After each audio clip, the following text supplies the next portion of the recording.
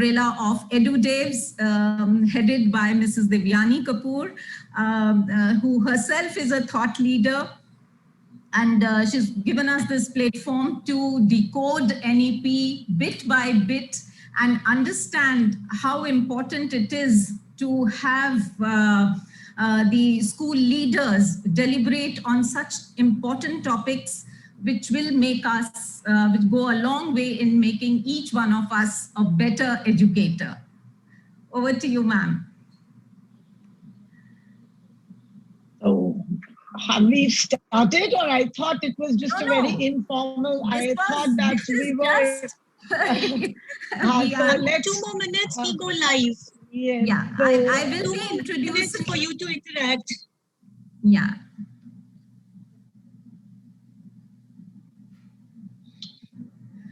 Dr. Kuttappa, would you like to share something about your professional background with us? You've joined Amrita. Sure, definitely. Right. Yes. I've over the last 15 odd years, I've been in the realm of learning and development, more specifically experiential learning. Experiential learning as a methodology is slightly less explored in India. It's still not brought in to its maximum potential possible. However, in places like Europe and Australia, there are institutions which are actually based on experiential learning itself. There was the pioneer in the field of education or experiential learning is a gentleman called Mr. Kurt Hahn. I'm not sure if we are familiar with him. He owned a shipping line in the 1950s, and the genesis of experiential learning comes from the fact that he wanted to train people on how to be good sailors. So try as he might, he just couldn't get that across. And eventually the story goes that he put everybody in a ship and sent them out to sea for a month. And he believed that this actually, taught them more than he could ever teach them on land. Thereafter, of course, one thing led to the other. The Duke of Edinburgh award system, as it is now popularly known, is actually connected to the institution that he began. The Duke of Edinburgh Awards is quite popular in India. Thereafter, of course, outbound learning, experiential learning, outdoor learning, etc. There are several such terms, ideologies that have spurred thereafter. So I'll take from you. My core, yes, please. Yeah, Dr. Kuttappa, I think it's time for us to formally go live at this moment, and I'll just begin with the introductions, the formal introductions, and yeah.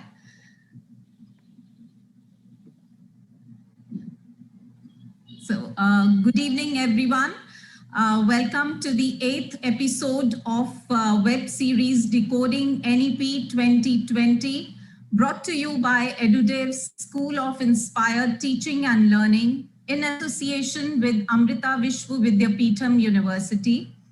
My name is Meenu Chopra, and I accord a very warm welcome to everyone. The topic for today's discussion, formalizing elementary education, is a pertinent one as it aims at building a solid and broad foundation for lifelong learning and well-being. It also reinforces UNESCO's Sustainable Development Goal, which aims to, by 2030, ensure that all girls and boys have access to quality early childhood development, care, and pre-primary education so that they are ready for primary education.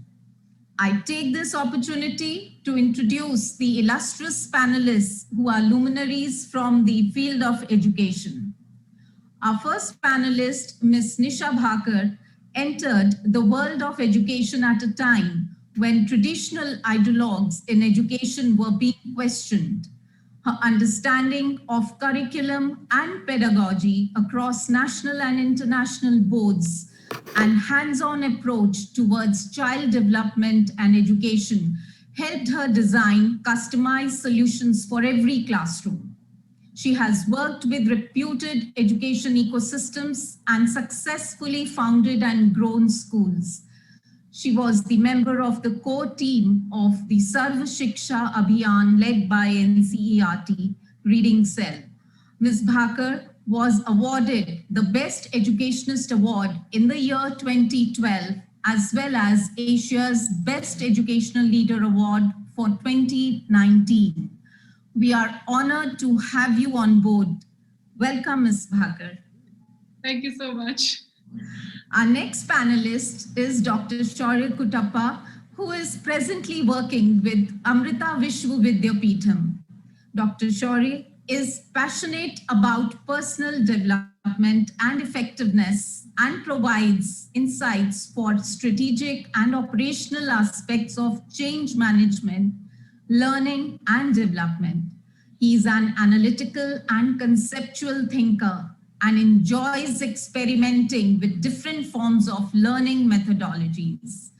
Dr. Shaurya is a certified group life coach, emotional intelligence practitioner, NLP master practitioner, cognitive behavioral therapy practitioner, transformation life coach, and also deals with child psychology. Dr. Shaurya has taught subjects in management, human resources, and organizational development. We welcome you, Dr. Shaurya. Thank you, ma'am. Thank you so much. An impassioned leader, Ms. Anuradha Rai, who is the founder principal of Ambins Public School, Gurugram. With a vast and diverse experience as an educationist and an administrator, Ms. Rai has a burning zeal to make education relevant to the needs of present times. She was awarded an honorary Doctor of Literature by University of South America in 2018 and received the State Teacher Award by the Federation of Private Schools in 2012. Her experience as a Teaching Excellence and Achievement Program Fellow at Montana State University and Guzman High School has inspired her to look for ways to make a difference to her own teaching practice and that of others. Ms. Rai is the team lead of Education Echo teacher mentoring programs for school teachers and counselors since 2015. We are privileged to have you amidst us, ma'am. Thank you, Meenu. Thank you. I welcome the moderator for the session, Mrs. Devyani Kapoor. Mrs. Kapoor is an educator, an author, and a thought leader. She is the founder and CEO of EduDevs, the School of Inspired Teaching and Learning. An ex-principal, she carries over 30 years of experience with her in education sector and has worked with key brands in the educational industry. She is credited with introduction of a number of innovative pedagogical techniques for effective management, quality circle time, lesson planning, experiential learning, and student empowerment techniques. A very warm welcome to you, Ms. Kapoor. I now hand over the stage to you, ma'am. Thank you so much, Meenu ma'am. At the onset, I heartily welcome all our esteemed panelists. And as mentioned by Ms. Neenu Chopra earlier, that early childhood care and education is a very pertinent issue, something which has been neglected, which has not been given so much of importance. Today, we here take up in this episode formalizing the elementary education. The series are jointly produced and powered by Amrita Vishwavidyapeetham and Edudev School of Inspired Teaching and Learning. We see that early childhood is a very, very critical stage. It's a very foundational period. To me, it is more like a prelude to a child or an individual's whole life. We all know and we all are very aware, because being educationists, we know that this is a period where the maximum development of all the competencies and faculties of a child happen. So much so that the researchers tell us that about 90% of the brain development happens during this period. Now, when we look at the first 6 years and we understand that how critical this period is, we also see that this is where certain areas, certain timings are there, which are very sensitive and critical periods where the maximum development happens in terms of physical, cognitive, and linguistic. Even the Right to Education Act 2009 did not do justice to this age group, and it was neglected.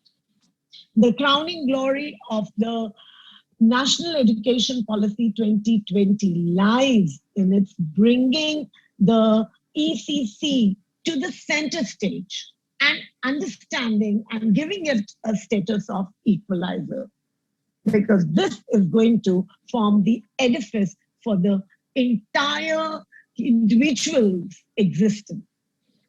Without much ado and without spilling too many beans and letting our panelists take over, my first ice-breaking question would be to all three of you. It would be in the order of Ms. Nisha Bhagar, Dr. Shauri Kutappa, and then Ms. Anuradha Rai. I would request you to please adhere to the time limit, which is around 2 minutes, because there is so much in store. So please do not, spill all your beans in this section, because the rest is very rich. The formalizing of ECC is a step beyond right to education and will reinforce its effectiveness in the age groups of 6 to 14 years. Now, currently, children in the age group of 3 to 6 are not covered, because our system of 10+2 starts from class 1. Now, the National Education Policy has come up with 5+3+3+4 structure, which suggests a very, very strong foundation and base for the early childhood care and education from the age group of 3 years. Now, what is your take on this development process? Do you think it is a Herculean task? Do you think this is an overambitious plan? Let us hear it out from Ms. Nisha Bhagar. Yes, ma'am. Good evening, Devyani. Thank you so much for inviting me over, and I'm so happy to be here in the midst of all that chaos that's happening around. I think we're getting to get ourselves distracted and with such a relevant and pertinent question. So like you've already said it, and I think most of us agree that definitely a space which was neglected for so long has finally found its place, and definitely rightly said so, though it's happened after many years, but thank God it's happened. It is definitely a Herculean task, but so much needed and so much needs to be done. And I'm glad that at least a beginning has happened where we are formally recognizing the early years. It is the foundation, which lays out for a child to learn in the coming years, not just learn academically. The other aspects of learning and his well-being and his personality are also shaped up in the primary years, which is so unstructured, which is so neglected. And I hope that with this Herculean task that's come to us, at least now we'll be forced to look into it and give it a relevant shape and see that it is a seamless transition and a progression from the early years to grade 1, which otherwise was such a break. And preschools were doing something different, and formal education, as we called it, from grade 1 was on a different platform altogether. And eventually it's the teachers and the children who had to bear the brunt of it, mostly the children. So I'm really hopeful that with this, that there'll be a seamless continuum of the learning, the growth of a child from the early years when he steps into the school till grade 12, and definitely so. It is the foundation year, so I think it's a very, very great. I think I appreciate that finally NEP 2020 has looked into it and formalized it. Absolutely.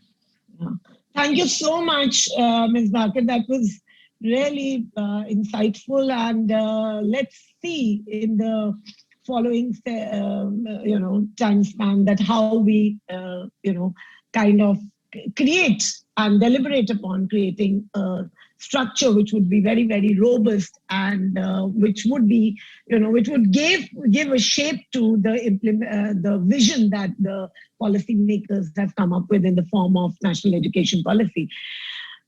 Over to you, Dr. Kuttappa.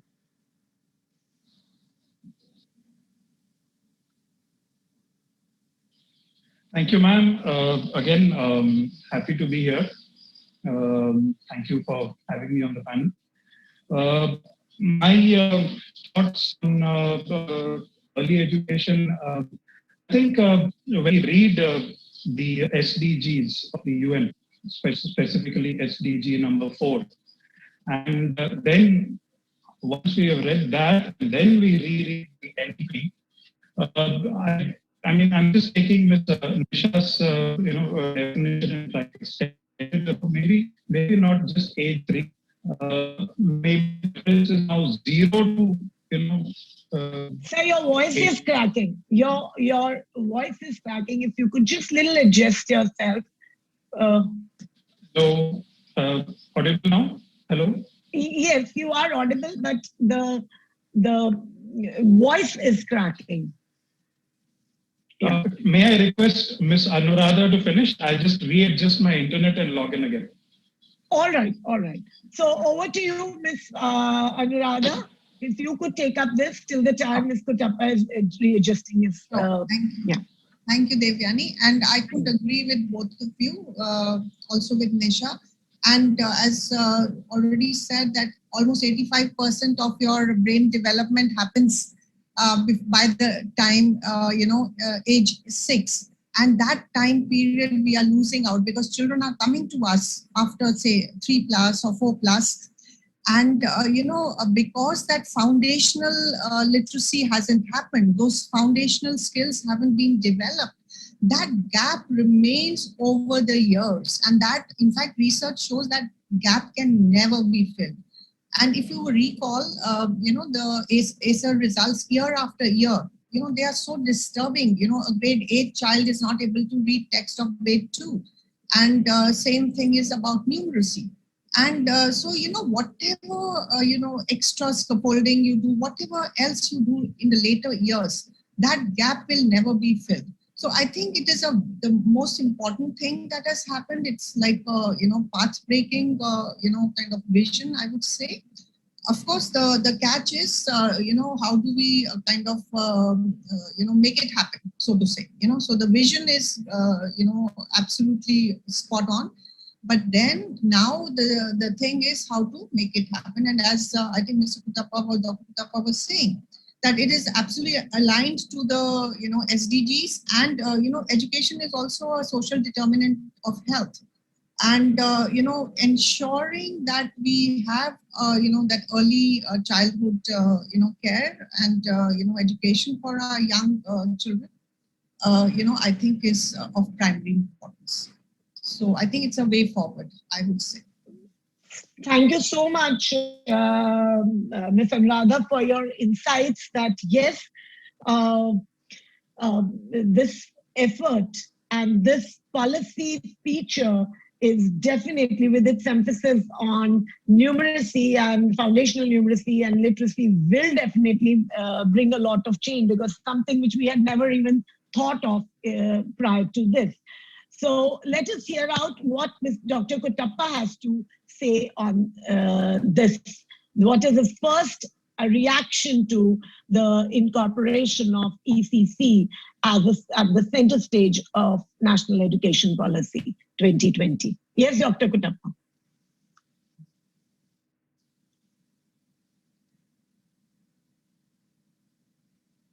I think he is readjusting, and we can probably come back to him. And moving on to our second section, which will have 2 questions each. And my first question goes to Ms. Nisha Bhakur. Ms. Bhakur, you have been into a lot of, designing innovative practices and working on the various curriculums.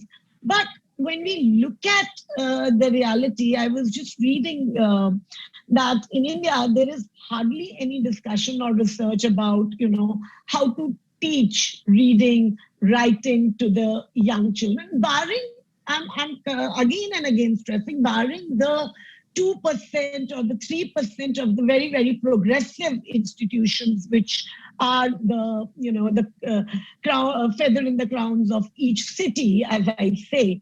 One finds like there are diverse beliefs and misconceptions, things like in early primary and early childhood, any individual is competent to teach children to read and write with little or no training. So it doesn't make a difference, they ask anybody to join in and teach. Then children, then there are misconceptions like children cannot read and write without a thorough command on, letters. Further, there are also things like children should be taught reading first, followed by writing. So these are so many misconceptions. I want to ask you 2 things. First, is there any base to these? How many of them are right? And 2, that also parallel to this, we see that many educators and practitioners in the field of, ECC, they just kind of, they join in without too much of experience. So how could we set up such a system that is going to be, seamlessly implemented and across the nation?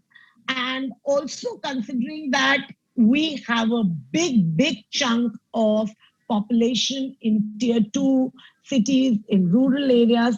So how do you think the incorporation of ECC will be, do justice to the rest of the country? And what is it that you propose?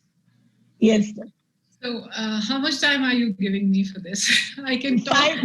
5 minutes. 5 minutes. I'm very happy with the current panelists because they're adhering. And no, you have enough time. So please delve into it. Okay. So, to begin with, when we call progressive schools, what makes a school progressive is the leadership, the person sitting on the chair, and the teachers, of course, because they are the players in the in the space, and the management. So anywhere, everywhere where you find this deadly combination, which is very, very rare, you will get a progressive school.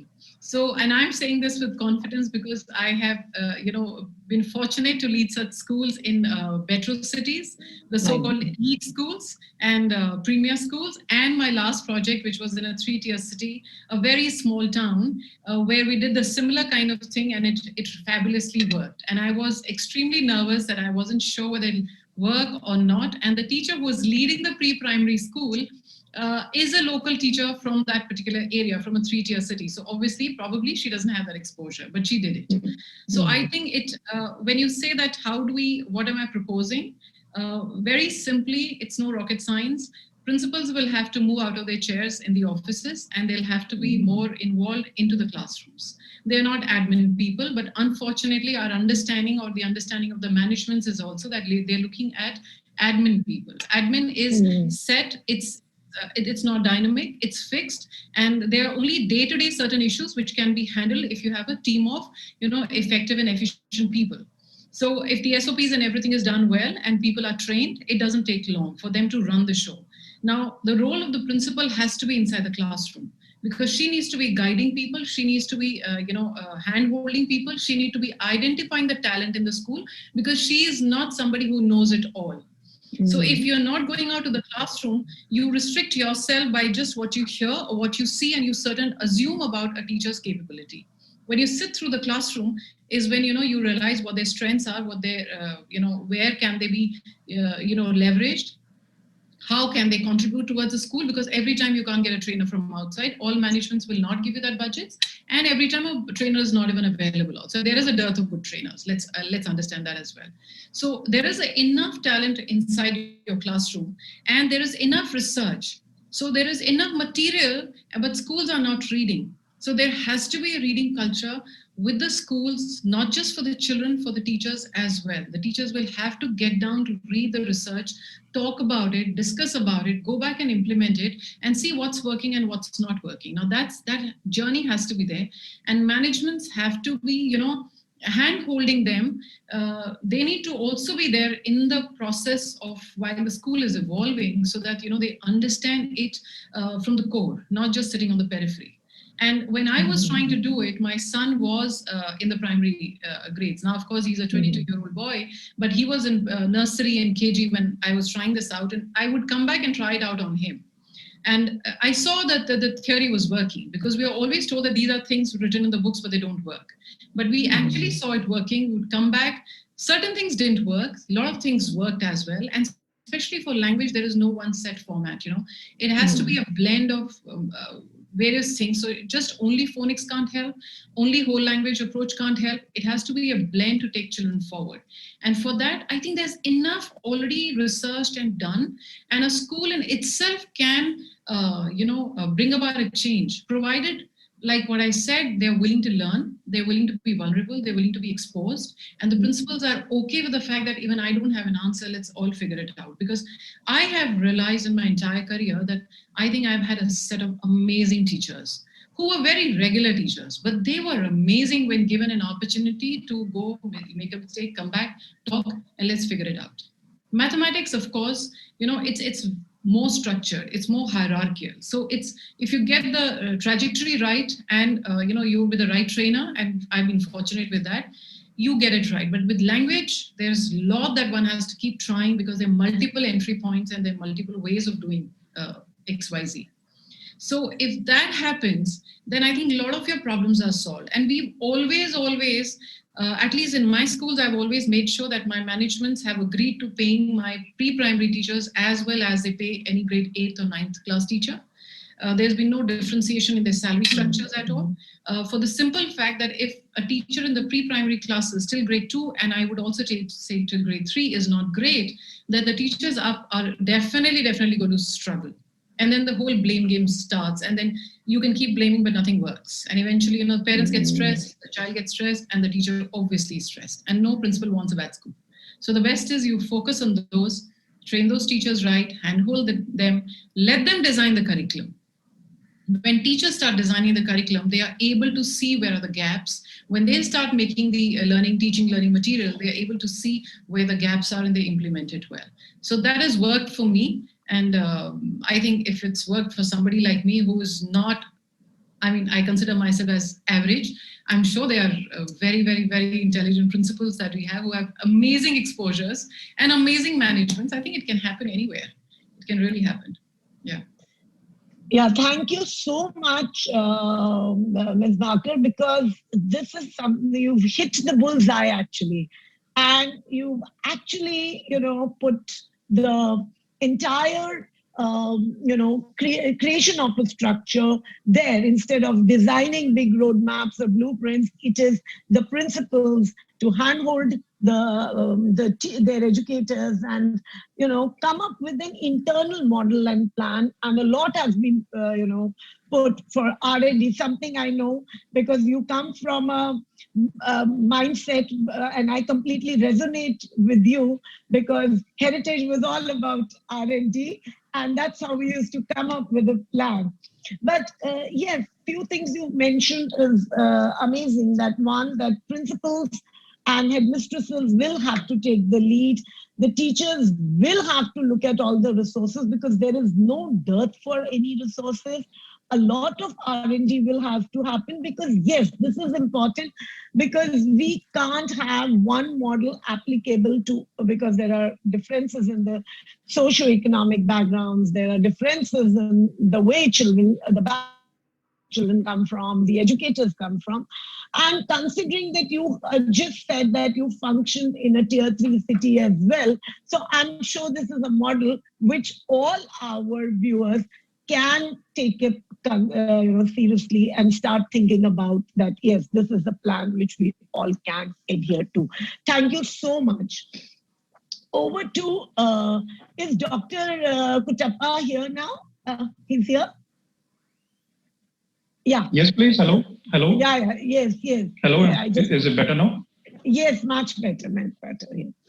Yes. So my question to you is that, psychologists report about, as we've just discussed, an 85% to 90% of, cumulative brain development taking place over a span of 6 years, which is indicating that how important are these foundational years, which yes, our national education policy has now started recognizing, and we are all sitting here deliberating on this.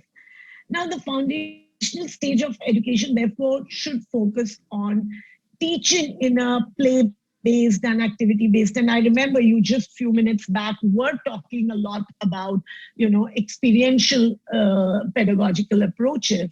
So how can we achieve this desired excellence? Also, I would want you to keep the tier 2, tier 3 cities, the government, the rural areas also in mind.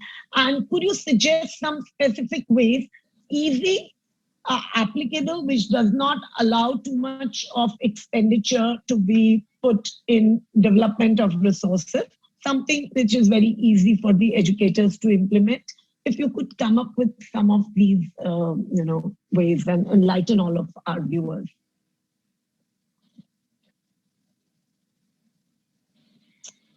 Thank you.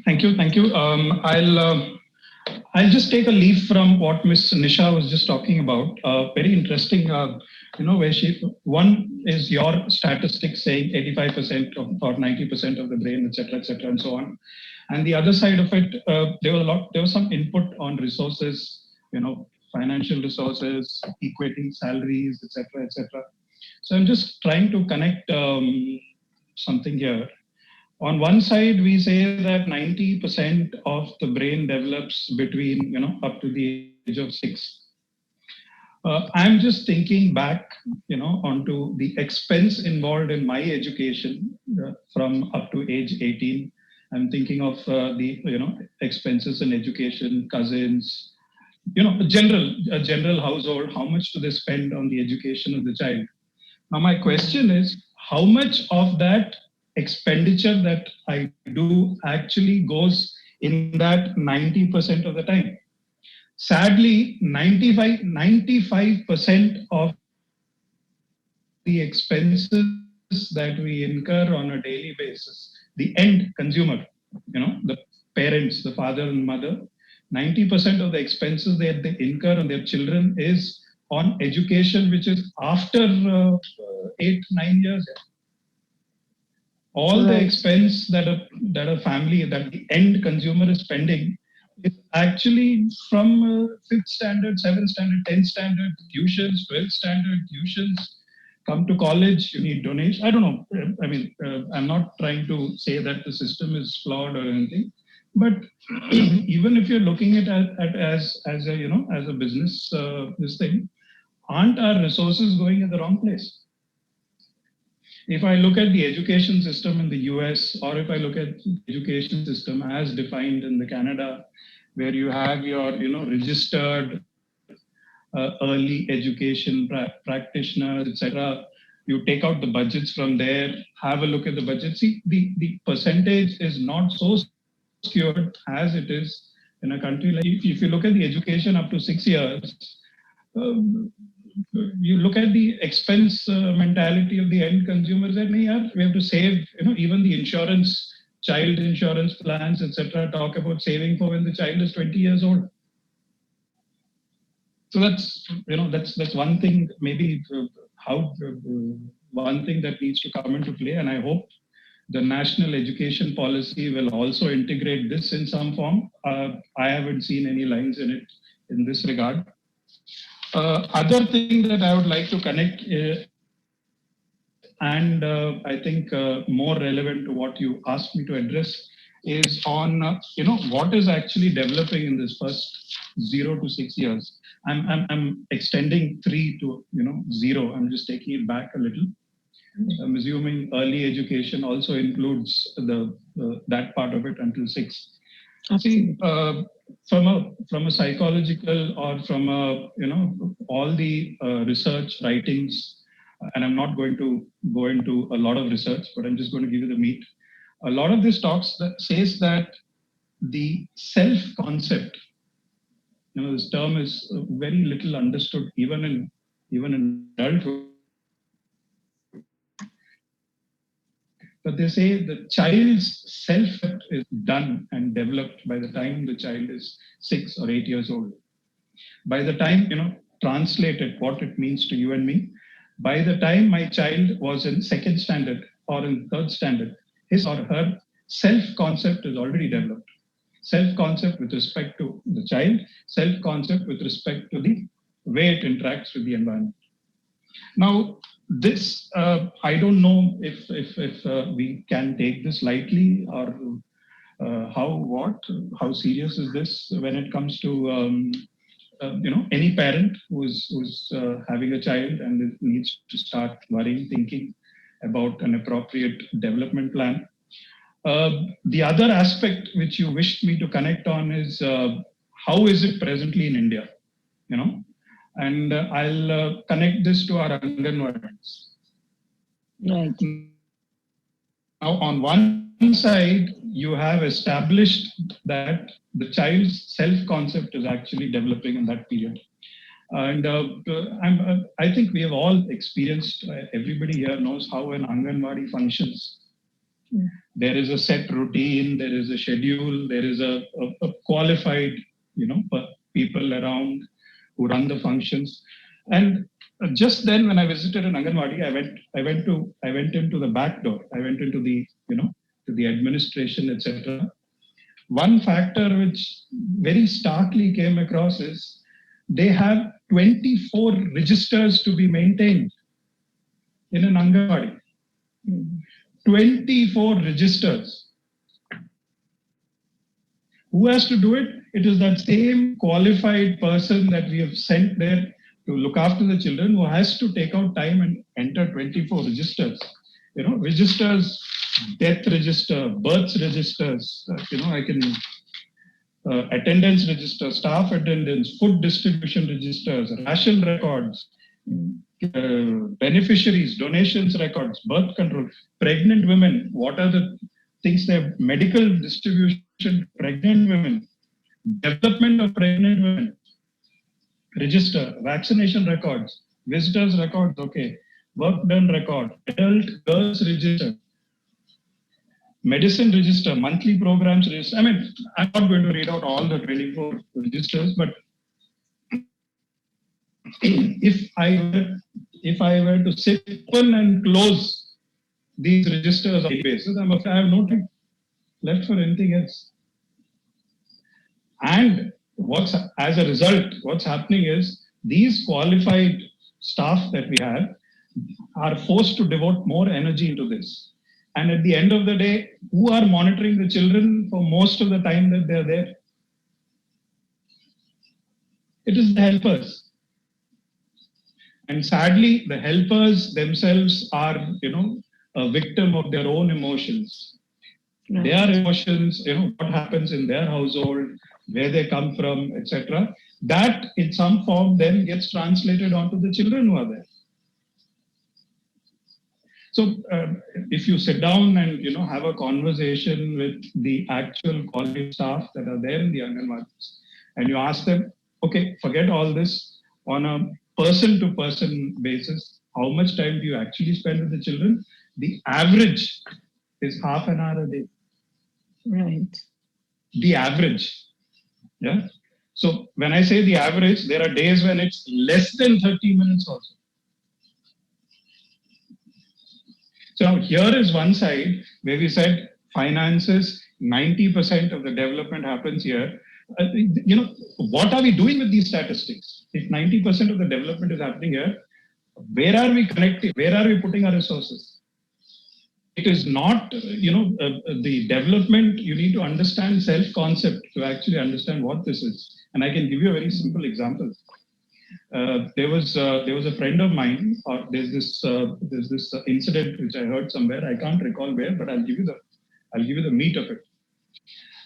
Both parents are working, yeah, and the mother gets a call suddenly saying that the child is usually in the care of a babysitter, an educated, qualified person that they have, who's looking after the child on a daily basis, taking it to school, bringing it back. It's about 4-year-old child, I'm guessing. 3 years, something like that. So, no, I think less than 3 years or something. So the mother rushes, to the spot where the child is, and the information is the babysitter was in a small accident. The babysitter had some seizure, and because of that, she lost control of the car, and it was a small accident. So the moment the child, the meat of the story is the moment the child was given to the mother, the first thing the child said was, Mia woo woo.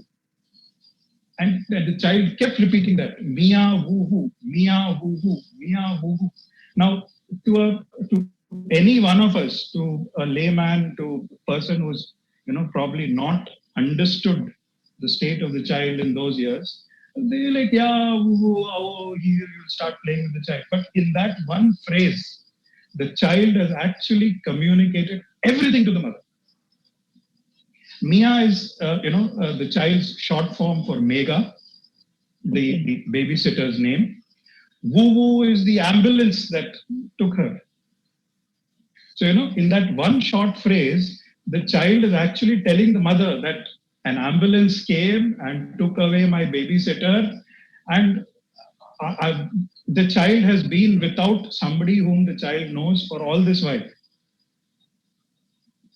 So what I'm trying to drive here is ideally a helper or somebody who's not understood this, who's not qualified or who doesn't understand, will probably come and tell us that yeah, no problem, come, let's have ice cream, divert the child's mind. But the problem here is the child has just experienced certain emotions and has no way of understanding how to make sense of it. And that's going to remain in the child's mind until that gets some sort of a closure. An ideal way or one way out of it, now that we have to give a solution, one way out of it is the caregivers have to be able to, bring it out, live and relive again. So when she says, Mia, woo, woo, yeah, Mega, no, she had an accident, but she's fine now. We went to the hospital the other day, we saw her, she's fine, everything is okay. Yes, woo woo, the ambulance came. That's how it happens. Whenever you get sick, whenever you have an accident, an ambulance comes. It takes you and it takes you to the hospital so that you can get the right care, whatever, so on and so forth. So when you sit with the child and help the child to understand his or her emotions, make sense of it, because a 2-year-old is just experiencing these things for the first time. They don't understand emotions. They experience it, but they don't know what's happening to them. So why am I saying all this? Is because when you ask me, see, how do we address it? I'm afraid these are the bigger things, because see, language is cognitive. For a child up to 6 years, language is something that they acquire. You don't need to give them language. things that the child requires, actually cognitive things, making sense of emotions, these can only be given when a qualified person is around. Is the qualified person around? It's a question, that's open. The third or connected question is, just before I got into this discussion, I just wanted to get a sense of this point which you said, about how is it now. I wanted to understand Anganwadis from the end user perspective. And I actually asked a couple of my relatives, do you know what Anganwadi is? They said no. Yes. Do you know any children who studied in Anganwadi? No. So if Anganwadi is such a crucial piece of, such a crucial piece of the puzzle in the national education policy, it's very strange that a new mother is not aware of its existence, because directly going to nursery, which is of course indicative that we rather go into a private setup. So, I had another view. I had another couple of thoughts on, Miss Nisha was just guiding us through how principals, teachers have to come out of the cabins, come out of their this thing. If I may, if permitted, of course. I don't know how we are on time. Yeah, you have a minute on that, and we can come now. See, three most important skills in this area is facilitation skills, observation skills, and cognitive, understanding cognition skills. Teachers, of course, this is based on all the programs that we have conducted with faculty, teachers, right from institutions like the Indian Institute of Management, IIMs, right up to government school teachers, like both ends of the spectrum. Couple of things which we find wanting in different degrees, of course, is an observation skill, a facilitation skill. If you sit down and watch the teachers in some places, 1 + 1 is 2, right? Okay, note this down, put this down in your books, that's done, great. A facilitation skill, actually, I don't need to expand on it. It requires the teacher to stand up and bring it out from the audience. Bring it out from the front, bring it out from the class. Miss Nisha very, very aptly, in fact, even you very aptly said, you need to make them think. Learning will happen on its own. Are we doing that? Observation skills. Do our teachers actually have the ability to observe? Right. So what I gauge from here, I would want to, bring home this fact that if we look at the current scenario in the Indian system, we see that the early education is, and that will also form the basis of Ms. Anuradha Ray's next question, that the way early education is functioning is in two extremes. On the one hand, in the urban areas, you have the preschools and the play schools who have a very preset curriculum where they are engaged in some kind of alphabet understanding and learning of alphabets, number memorization, then things which are drawn from class 1 and 2 curriculum, but still they have some structure to it. The other is, as you said, the Anganwadis. I think you just drew a very, very vivid picture of Anganwadis when you just said that, you spoke to a mother and she says, I really don't know what the Anganwadis are. And Anganwadi is a very, very important piece in this whole puzzle, because that is the central link where this whole of ECC will form the, prelude to what we were talking. In Anganwadis, we have, even though the administration and the logistics are, the checklists are so much that when you look at the actual scenario that's happening, as I also a few years back visited Anganwadis, and I saw the curriculum tantamount to either there was some kind of storytelling or probably learning, some kind of songs, folk songs or patriotic songs, those were being taught. So, not that we are comparing the curriculums, because either way, nobody is doing justice. Whether it is the preschools or the play schools who are in a rut to, empower the child and gulp him down their throat, the memorization of 1 to 100, or probably learning of few words or alphabets. And on the other extreme, we have the scenario in Anganwadi thoroughly is missing, as you said, and I completely relate concepts of facilitation or observance, or probably building up on their concept clarity. These are the skills and competencies which have been neglected. Now, to Miss Anuradha Rai, I would question that, when the same thing that as per UNESCO's report, the ECCE programs, they say that children who have participated in quality ECCE, the progressive schools as I've been talking about, they exhibit tremendous gains in their overall social, cognitive, and intellectual, their motor development. But when you look at by and large, because ECC will somewhere be a stepping stone to, or a platform to improving the social equity, bridging the gap of breaking the cycle of poverty. But that is most neglected. So this further emphasizes the importance of ECC in the rural sector as well.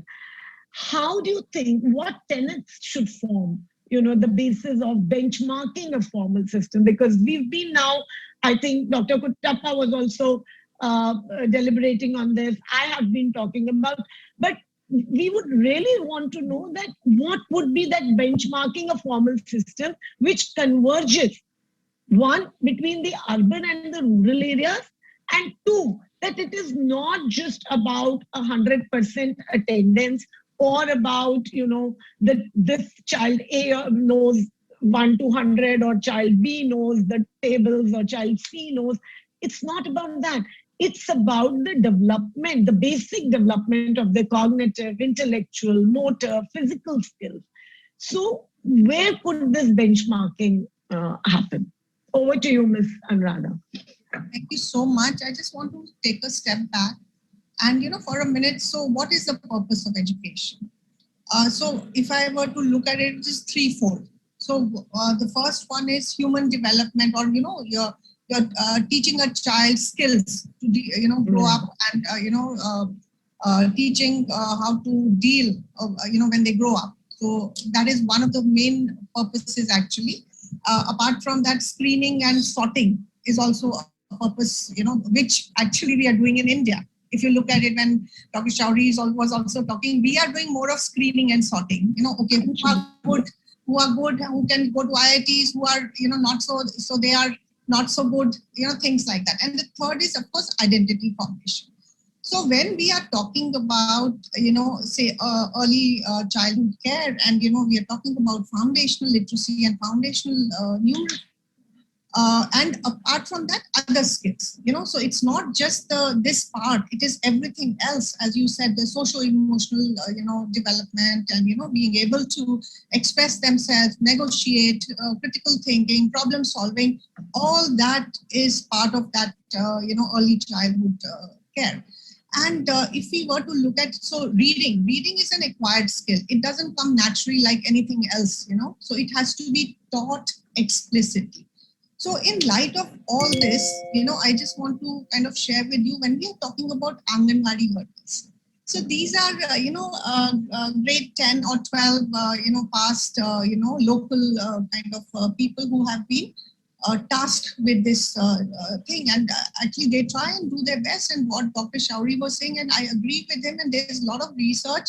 And it is so sad to say, and they get a stipend of say 4,000 or 7,000 or 5,000 per month, You compare it to a, like even a regular teacher in a kind of a school, and they have to deal with such a diverse group. They have a little baby, and then they will have an older child. They are all at different levels, and in that continuum of learning. And that one poor Anganwadi worker who's also maintaining those the admin kind of tasks. So the time that she's supposed to spend with those children, say 2 hours or 3 hours, is what Dr. Shauri was saying, say maybe a half an hour or even less. So what do you expect? So I think there is a lot of organizations that are working in this field. So one is the teaching at the right level, and also getting an assistant for the Anganwadi workers for a say maybe 1/10 or of the price, or a cost that would cost us for a teacher. Training them explicitly, taking volunteers and training them, so they don't have to be qualified teachers. The qualification is not important. It is important that that particular task that they have to do, say building phonological awareness. I'm just giving you one example, okay? Because in order to decode, see, initially you are learning to read, and later on you will read to learn, isn't it? So it's a foundational skill. So initially the children have to learn to decode, whatever language it may be. I'm not talking about just English, any language. You need to know the script. You need to understand how to make sense of it, how to comprehend it. So, so if we were to kind of focus on, so we could have, so there's a term called more knowledgeable other. It could be an adult, any volunteer. It could be a mother. It could be anybody in the community who's willing to help. And, so they are trained explicitly on only that part. And, and then they do the same with the children. So that kind of training, if we were to provide, I think a lot of research has happened in this field, and they published papers, and it's formed one of the seminal works of even Dr. Karthik Muralidharan. And so it kind of showcases that what kind of impact does it have.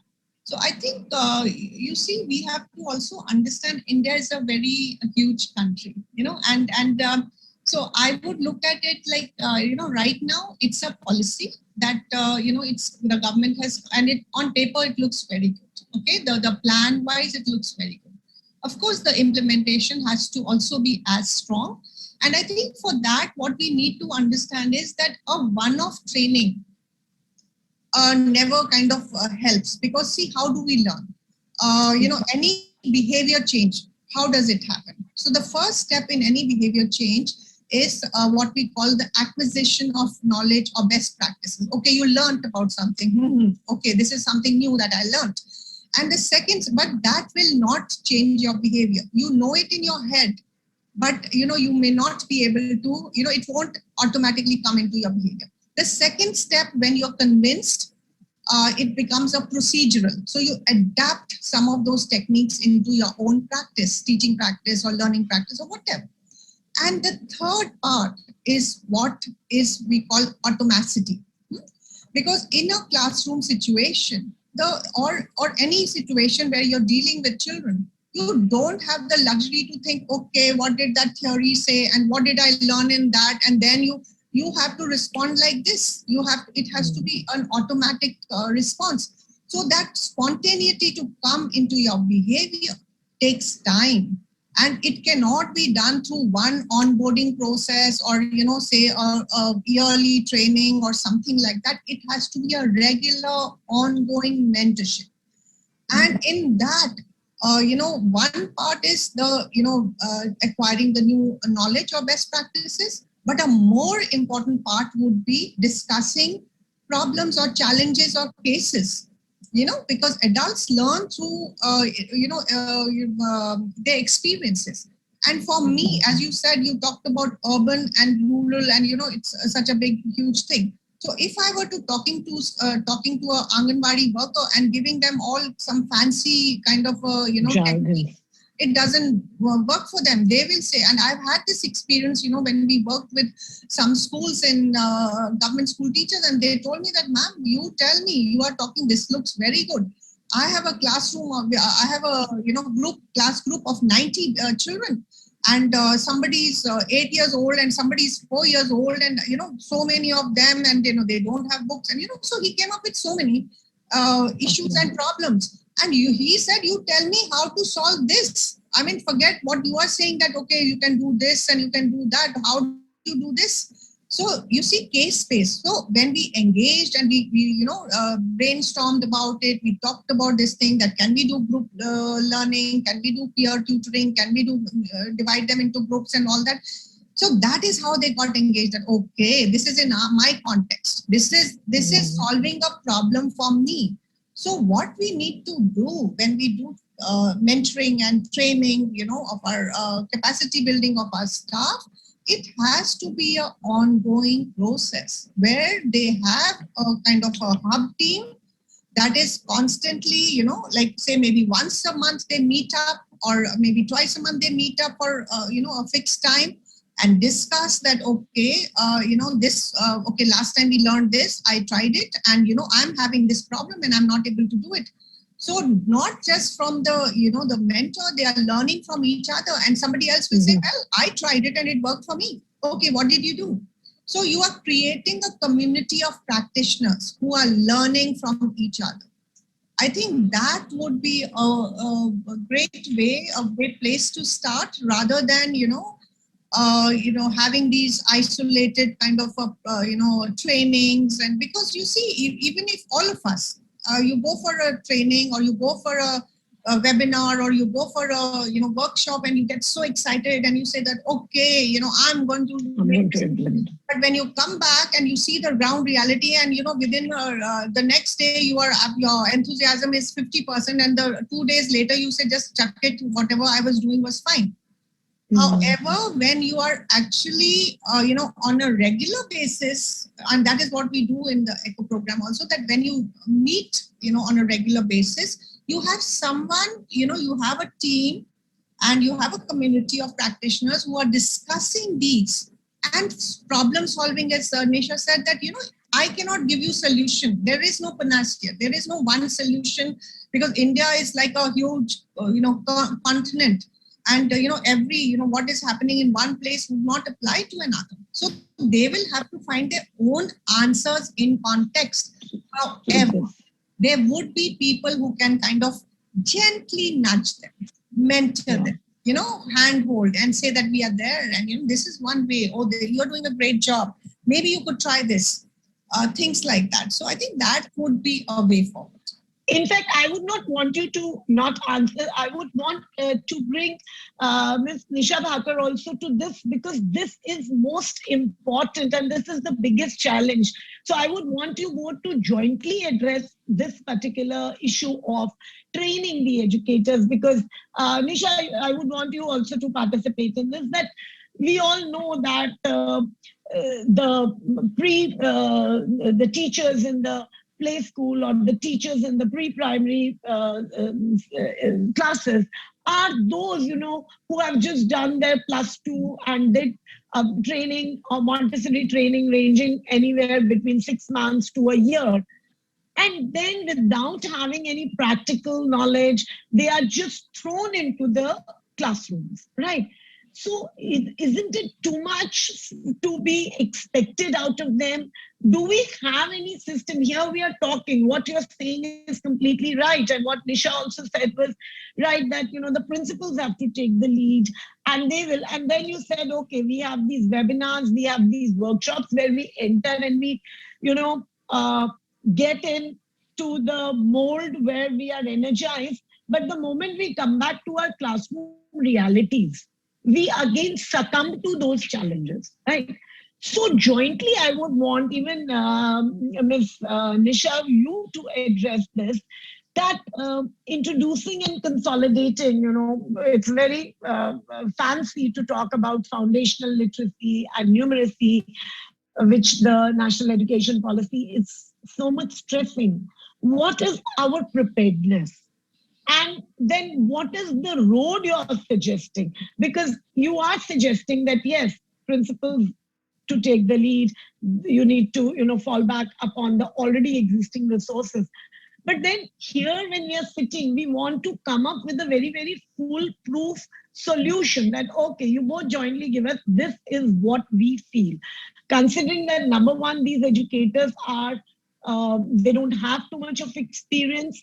And I really like when you said the salary equity. That's something I really relate to. That, and in our previous webinars also, we took up this issue that why this is the toughest task, that handling this age group children is the most tough task which these teachers are doing. And then we also have this reality which Ms. Anuradha just said, that these teachers are hired at a salary of 4,000 or 5,000 or somewhere near that.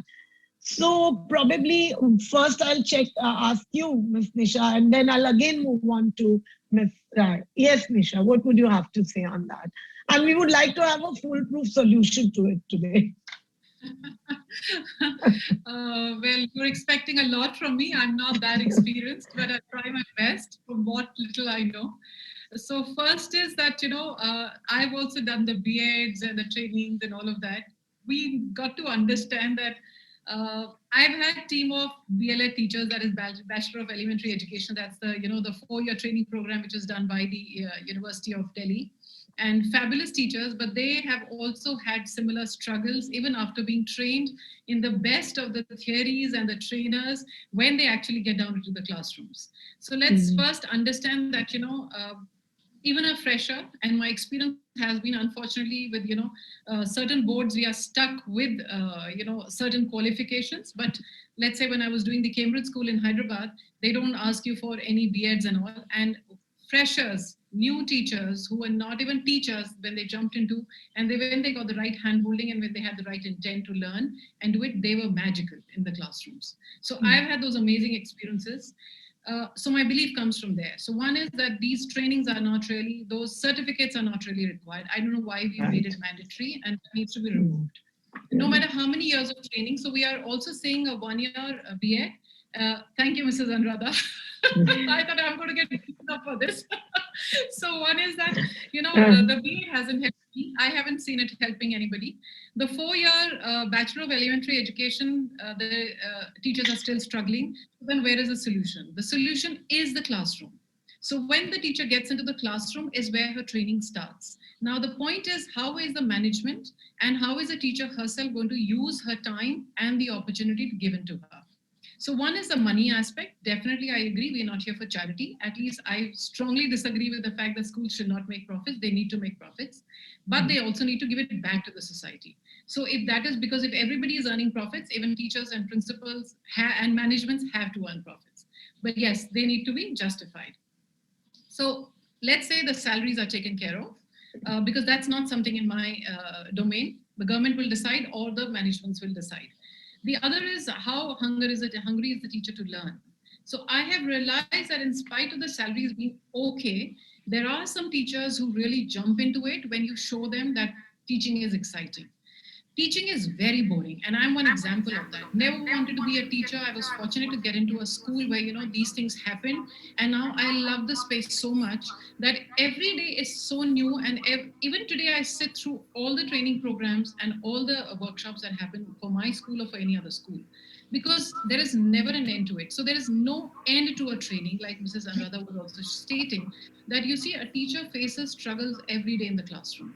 So you have to have an ecosystem where there are people to support her, and that ecosystem cannot be some trainer coming from outside, because you see it costs money, and let's understand that we all have budgets to work on and we can't be spending so much. So let's create an ecosystem within the school where there is enough support system available, and then what kind of training do we have? So first is very clearly demarcate the roles of the teachers. Teachers' role is to be with the children. You can't put them into some admin roles. Let's have different people for that. Wherever at least we can. Governments we can't, at least in private organizations we can. And I've made sure my teachers don't do any admin jobs at all. Second is your, the kind of trainings that you're going to look into. Training can't be only a subject-based training, because a teacher is more than just the subject teacher. She handles the emotions of the child, and what Mr. Shori was also saying, that she needs to handle a child who's upset. She needs to handle the emotions of the kid. So she needs to understand what is child development, how do children behave. The context becomes very important. So when I went down to the small 3-tier city, we did a lot of language because we create our own curriculum and learning material, and we don't rely on textbooks at all. So when we were doing that, we had a year's time before the school was to formally start, because I started with the construction of the school. So we had time. I had 2 people with me, and we started creating learning material for them. And we realized that, when we implemented, it didn't work, because I was looking at the Cambridge curriculum and I was drawing my inspiration from that for the language program, and it was too high for children. And we realized that these children don't even have the basic words of English language because they've not been using it, not because they're not intelligent. So the context needs to be kept in mind, and we had to drop all of that. And after 2 years of work, probably, we could have implemented that. So there had to be a lot of ground, that building had to be done, the foundation had to be laid down. So what is the training that you're going to give your teachers? It can't just be only concepts. It has to be trainings on observations. It has to be training on giving and receiving feedback. It has to be training on, how do humans behave? It has to be trainings on what are the areas, how am I supposed to talk to a parent? How do I welcome a parent? How do I make a parent feel comfortable? How do I reach out to a parent? Because he's a very important part or stakeholder of your entire ecosystem. So there are multiple trainings that teachers have to go through. So it's a humongous task that we are throwing them into. And for that, obviously, I would take a step back and say, first, let's let our principals get trained. They need to understand what's observation. And then if they are there, then if they know how to do observations, if they know how to do feedback, if they know how to give and receive feedback, how come they're not able to train their teachers? And I see most of principals have been in the same school for 10 years, 9 years, 11 years, 15 years. I think that's enough time for them to train. So why do we blame the teachers? Why are the principals not doing it? Because we are not trained ourselves, and we've never thought that we need to get trained. The teacher needs to get trained. Why should the teacher get trained? You train her. She's there for you. So one is that. Then is, of course, having clear-cut learning outcomes. And again, like what Mrs. Anuradha was also stating, that there is no one solution for all, because the context plays an extremely important role, especially in a country like India. So, you can have a baseline, of course, ready. And on that, you need to build up on the kind of students and the teachers that you engage with and you're dealing with. And of course, curriculum I've never felt has ever been a limitation at all, because even we keep blaming the poor CBSE, but CBSE does not stop you from doing great work in the primary classes. NCERT textbooks only come in grade 9th, and then we are stating that everything happens in the primaries and the early primary years, then why are we even crying over it? So the curriculum is not a restraint at all. So, and then finally... Yeah, go ahead. Yeah. And the other thing is that the urban and the rural that you stated, I somehow a little disagree with it, because you see, I do engage with, I enjoy curriculum. So I have engaged with some of the big brands, so-called brands, which have created pre-primary curriculums. And I was appalled to see that they are teaching countries like America in a KG. And I said, when a child can't even, he does not even have a concept of abstraction, how do you even think he's even going to talk about America? And why America? Why can't it be the city where the child is and the place? And is a KG child ready for an America or a concept of a country? And they've presented very beautifully with all the fancy words of multiple intelligences, Howard Gardner and the John Lewis and the blah, blah, blah. So they presented very well, and the marketing people are too good. So we just adapted. You don't need to get carried away by brands. Your teachers are your brands. I think they have enough. I have a lot of faith in teachers, and I have a lot of faith in managements who are willing to make a change, And yes, there are very few, but there are people there. So if you're fortunate enough to get hold of such people, I think we can't make a change in the entire country, because it is huge, it is humongous.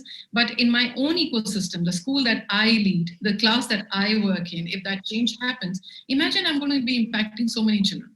So I'm very hopeful that, it definitely works. And if we have a clarity of our roles, right training, if we are vulnerable, and we create a very safe environment for all of us. Safe environment for the principals to speak up and say that, we are struggling here to the management. Safe environment for the teachers to come back and say, we are struggling out here. Let's all of us get together and talk about it. And safe environment for students to say that, ma'am, I don't know, I didn't understand this. So can you please explain it to me again? So if that happens, then I think a lot can be achieved. Yeah. So great. I think some of very valid points which you listed, and I'm sure the principals who are watching the show and the managements who are some of the school owners, and of course our teachers would be greatly benefiting. I would just want to add on here is that the first attention of a teacher, what I feel should be paid on the medium. I mean, all the teachers should be trained to ensure that the medium and the instruments of learning are first perfected. Because as you just said, we immediately move on to the big jargons and concepts which are not near to the child, as Aurobindo says, going from near to far. So those, once the language, the medium of instruction is perfected, once the instruments of learning, as Mrs. Rai said, learning to read, and later on, reading to learn. So learning to read should be perfected. And I think all the educators must, emphasize on the critical importance of the mother tongue or the local language or the community language, which actually forms the world of the child. And if you start from there, and obviously, instead of thrusting him with a checklist of curriculum, more emphasis need to be paid on concepts of observation, introspection, experiencing, and the joy of knowledge. So I think this was a very rich discussion, and so much came out from Ms. Rai and Ms. Nisha. Moving for one last, I don't know how much time I have. Yes, we have. I can address this one last question to Dr. Shaurya Kuchappa, and I'm sure he would be feeling the gender bias here, because last half an hour or 40 minutes is the three ladies who've been interacting. So, Dr. Shaurya Kuchappa, the right of children to free and the RTE, so much talked about, as I mentioned earlier also, which describes the modalities of, importance of free and compulsory education. And they too start from age group of 6 years. And, but that was a big step, right? It was a very big step. And so much was, add-ons were given. It was not just the education part, but, sanitation, safe drinking water, midday meals. There were so many deliverables in that, but yet we did have a big dropout rate, and India failed to achieve the much required, numeracy and literacy, which now say from 2009 to 2020, we are emphasizing so much, because the ulterior aim is to have 100% numeracy and, literacy by say 25 or 30. Why do you think this, where did we fail, and what steps should we take to ensure that now ECCE does not meet a similar fate?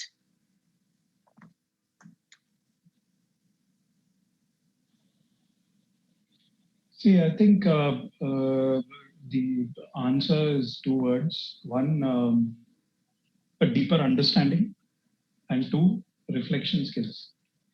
I'll elaborate a little. A deeper understanding of your early childhood education is what is required to ensure that this actually gets across. See, I'm just taking a leaf from what you said and what Ms. Nisha was just speaking about. She also said, see, early childhood education is not about reciting 1 to 10. Sadly, at that space, and one way where, and I'm just trying to talk the language of new parents and parents in that kind of a space. The first thing, when you're in your community, the first thing that you want to show when you say, okay, my child has learned something, beta, recite 1 to 10. Yeah. Beti, say 1 to 10. See, the catch here, when I said, an understanding is required, the catch here is the child at that age probably has a concept of numbers 1, 2, 3, and 4. But the child does not have a concept of numbers after that, say 7. He or she knows what 1 is, he or she knows what 2 is, maybe 3, maybe 4, because see, these things the child acquires on a daily basis. You say, see, she sees 1 item, she sees 2 items, she gets the concept what 1 means. She may not be able to pronounce the word 1, but she or he gets the concept in her mind, what is 1, what is 2. But 7, I'm not so sure. So when the child is reciting 1 to 10, the early, even the Montessori trained teachers, when you take them through a curriculum saying that, okay, this is where you're going to, like Miss Nisha gave another beautiful example, the concept of America, again, connected to the same thing. What I'm trying to drive at is, unless the early educators understand what they are mandated to do, self-concept is a term which I'm afraid a lot of 50, 60-year-olds have not understood yet. So expecting a person within the age group of 18 to 22 or 18 to 25, someone who's just come out of 12th standard, expecting them to first understand the concept of a self-concept is very critical. All our trainings, all our methodologies, all our expressions today, like Ms. Nisha was saying, is directed towards a curriculum. And like she said, curriculum can always come. Have we spent a thought on things like this, self-concept? When I understand self-concept, it is only then that I can talk to my associate, talk to people in the audience, talk to, about self-concept.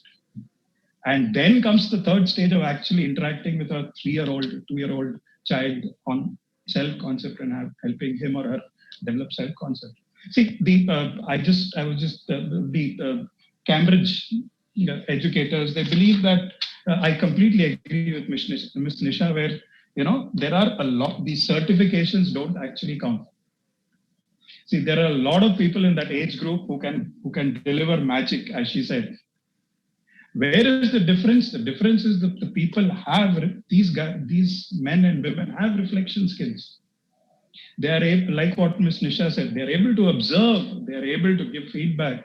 I'm afraid I've worked with a lot of people in the 50 and 60-year-old age category. They do not have reflection skills. Self-reflection skill is not present. I'm not saying that it is not there in India. There are exceptional people who have self-reflection skills. And you will see that. And you name a famous teacher, you name a famous leader in the country, you will know that he has exceptional self-reflection skills, self-observation skills. Dr. Abdul Kalam, anyone, you see the output there. I would just want to interrupt you here. The moment you address, Dr. Kitappa, I would just want to interrupt you here because there is something which is coming in my mind and want to draw your, conversation to that. Like you said, deeper understanding of early childhood and, things like self-concept. But here, the fight is that in spite of RTE, we had a major dropout rate. How would you make the parents understand? The parents, because our aim is not again the creamy layer. Our aim is to educate and provide the benefits of early childcare and education to 100%, not just the privileged children. So the Cambridge literature, thoughts about America, all these are very relevant. But what about those students where the parents negotiate between whether my child should spend about 4 hours in, helping on a tuck shop and earning about 100 rupees, or the child should go to school. That is, so how do you bring back the children to school? How would you make, because you just said the sorry state of affairs of the Anganwadis, where we are providing them with everything. I want you to hear your views on that how would we manage to bridge this, or, let not the NEP, this feature meets the same fate as ours, because RTE was more applicable to people of the unprivileged. All this is fine, concepts of self, but for them it is कि मेरा बच्चा पढ़ाई की बजाय वो मेरे साथ काम पे जाए. That is the thing. I mean, let's just work on, because, yeah. Okay. If I have your permission, I have a couple of questions for you. Yeah. Yeah. Number one, why is the dropout rate there? Yeah, the moderator is actually, that is what we are working on. No, why are parents mind? Because, why are parents? See, there are two things. One is because that your own words. Sorry, I'll take your. Yeah.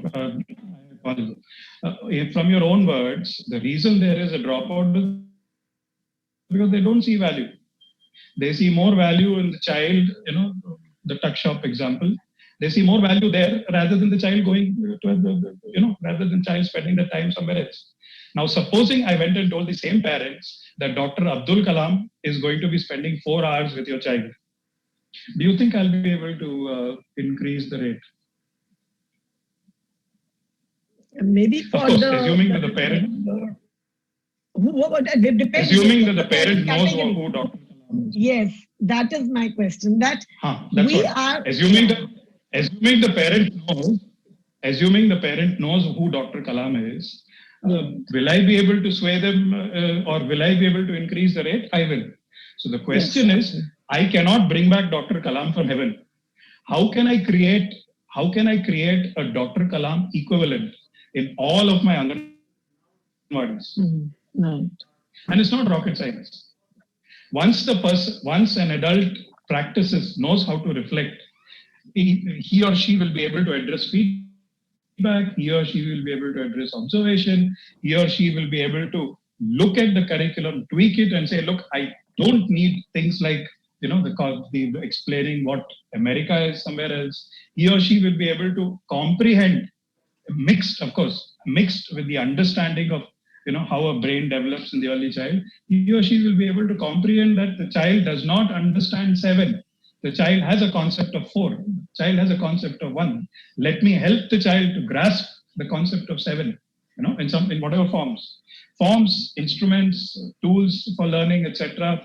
There's lots of literature, there's lots of documents available in this. It's just a matter of will. If somebody wants to have it there, you connect the resources to it, you bring it. Miss Nisha was just saying, see, the way forward is, have the teachers got an understanding of what the child needs to be brought to. Second, have they got the reflection skills to match that?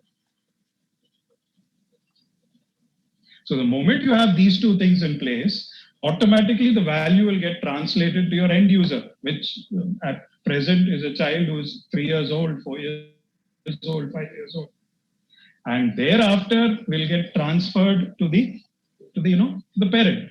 And once the parent sees that value there, once the parent starts seeing that, okay, this is what is happening. See, things like problem-solving skills. Problem-solving skills can actually be brought at that age group. You can show you can show a child who is 2 or 3 years old what problem-solving means. There are methods. I mean, I'm just an amateur in it, but the panelists, such things can be brought out in that level. So how do we bring it? As an Anganwadi teacher, I need to be able to sit down with a notebook and say, look, yesterday I did this. It did not reach across. I need to be able to understand that it did not reach across. I need to be able to sit down. Okay, tomorrow when I go into that classroom, this is what I'm going to do differently. And then I should be able to gauge whether it reached across, whether the value got there. The moment the value starts coming across, you will immediately see. That's another reason why a lot of us prefer qualified teachers, primary school is more privatized, etc., because we see value there. And a middle class Indian or an upper middle class, even aristocratic Indian today, wants to see value. If the parent feels that it will get more value education or more value at home or within the community, or if I send the child to my grandparents, probably the child will better develop, then that's what they're going to do. Yeah, I think, yes. So to sum it up. Have I addressed Yes, your question? Have I addressed that is what exactly I was trying to gauge. I was writing the points, and what I felt from your conversation was that one, that the education needs to be purposeful. Second is it should draw relevance and meaning to the child. It will only happen, it has to not just be memorization of facts, because we can't lure students or children only by a midday meal or sanitation or those things. Those should be part of the holistic development. And thirdly, the educators have to understand that they have to make these classrooms more engaging and add on to more reflections methodology, observations. These are the pedagogical approaches which I think, if would be adopted in especially the areas that we are talking about, would add meaning to the purposeful learning, as I always call it. And probably we will not be seeing the picture of Anganwadi, which we all have been seeing and you just quoted. So am I right in assessing what you wanted to say? That is so. Now we have a couple of questions by the audience, and I think this time we've got a lot of questions, and that is why I want to give audience a good chance to interact with the panelists. So we have a question from Ms. Ravita Rana. Can you please let us know how to implement multiple intelligence in a single class, and how to recognize which child is possessed of what type of intelligence? So I think this question I would like to address to, because they have not addressed the panelists, maybe to Ms. Anuradha Rai, if you could address this question, that will be nice. Sure. So I think in any class, okay, unless you know each of your children, like, one is the theory of multiple intelligences, and one is that, different learning styles. So these are two very, very important things that as a teacher, we need to know that each child, is he a kinesthetic learner? Is he, a visual learner or whatever? And then we should address the needs of all children. So you cannot kind of teach like to specific to this or specific to that. So you will use an approach which we call a multi-tiered approach and multi-level, and using multiple resources which will address all these learners. So I think that should be our approach, trying to see that the same what should I say, the same concept is taught in many different ways, so that we address the needs of all our learners. So that would be one part. And then as a teacher, so in one single class, if you say that, how would you know? Because all of us, it's not completely you are of one particular intelligence or one particular learning style. That may be your dominant learning style, but at the same time there would be others aspects also which are there. So by addressing using multiple multi-leveled and multi-tiered system, I think you can address all those learners, is what I feel. Yeah, I hope the ma'am has addressed the question very well. And I would just add on this point that, educators need to have an understanding themselves of the various types of multi-intelligences and go beyond these jargons and identify the competency. I mean, bring those big terms down to competencies, that where does the child effortlessly pick up a concept, or how does he, so those are the things which, and there are no set recipes. you need to design your own way of identifying. Thank you so much, Ms. Anuradha. The next question is a very interesting question. This is by Ms. Jessica Kharbanda. And they say that she's saying that what do you suggest for children who have not been to a playgroup and are directly put in front of the virtual classes in the nursery? I'm sure, I don't know whether she is a young mother or a young teacher, but I'm sure that's such a relevant question because last 2 years, and we really don't know how many months the situation will take us to come back to the normalcy. So yes, children are missing on to their childhood. Ms. Nisha Bhakur, would you like to address this question, please? Okay, so that's a tough one. Yeah. I'll try to answer because I'm not a great fan of online learning for the early years because it is one we need to understand that it is very tough. Especially when the teacher has not even had any physical interaction with the child and the child doesn't know her at all. Because he needs to have that comfort, he needs to understand her, and suddenly it's a screen where the child is there, and that's a natural world for a kid.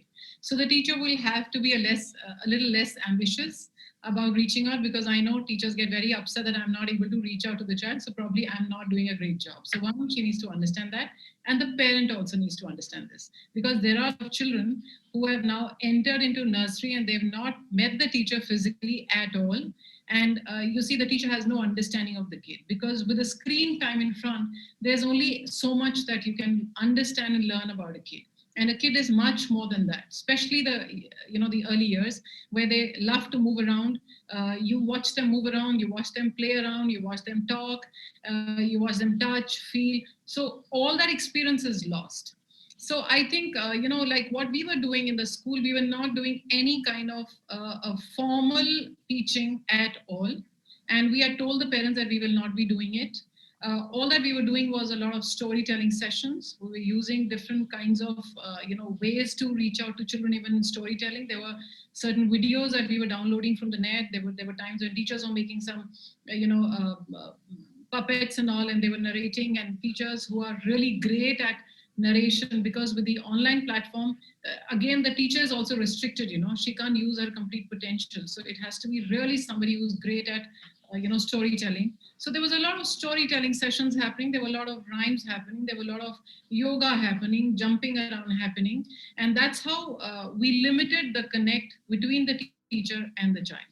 And I think the parents should rest for a while out here where the formal maths and the language and all is to happen because language is happening by talking, the children sharing about the day, the teacher sharing about her day.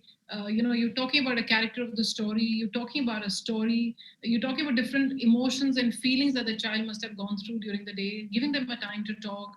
All that is what a teacher can probably do. Yeah. So I wanted to share it. Yeah. Can I add something to that? Yes, please. So I completely agree with Nisha. Just one or two more things. Or what you can do is, having a one-on-one session with the child, with every child, and also engaging in small group engagement. So I think all of us faced this dilemma last year, especially for a pre-primary, because they had never met physically. So what really helped was, just connecting with the child and the parents, understanding what the child likes and doesn't, spending that little half an hour, 1 hour, once or twice before you formally kind of, you come together as a group. So I think that helped immensely. So maybe you could try that. And also the timing of the class, where you can't start too early with these children. So we were starting around 10:30, 11. And we were not doing it post lunch. We were doing a yoga session or a jumping, or the yoga teacher would do it with them, saying that today we're going to do this exercise because children were sitting at home and parents wanted that. So that was happening in the evenings around 5-ish, 4:30, 5-ish, when they've had a sleep, they're okay, and they're ready for some game. Or in the morning between 10:30 to 12:30 was the time that we were keeping, and they were not long sessions at all. So they had to be very small sessions with gaps in between and then coming up. And yes, what Mrs. Rai just said, that building that connection and that bond and that familiarity is extremely important before you you roll out any kind of a structure for early childhood. Great. Thank you so much, both Ms. Anuradha Rai and Ms. Nisha. And of course, Dr. Kutappa. I think this issue is so pertinent, and I think it is so close to every educator's, every principal's heart, that is where the journey of a child begins. And I'm sure NEP has set the ball rolling, and we all will follow this momentum and will not let it die. So, summing up the discussion, that the first 6 years we all realize are considered to be the golden years of the child's life, and children grow faster, learn more quickly, and hence it is here that they pick up, rapidly they pick up skills like acquisition of skills and habit formation, concept formation. Also, we understand that a sound foundation of social, emotional, physical, intellectual childhood will lead to making up a holistic and a more confident personality in later life. With this, we come to the end of our show. A heartfelt thank you to all our panelists. And I want to tell our viewers that very soon we will be starting our web page on Decoding National Education Policy, which will feature all our episodes and which will also have a live one-on-one discussion. We'll be addressing your queries. You will be able to meet some of the panelists on that forum. So thank you so much once again, and stay tuned for our next equally enriching session. Thank you so much to everyone. Thank you. Thank you. Pleasure meeting all of you. So much. Thank you. Pleasure. Thank you. Thank you so much.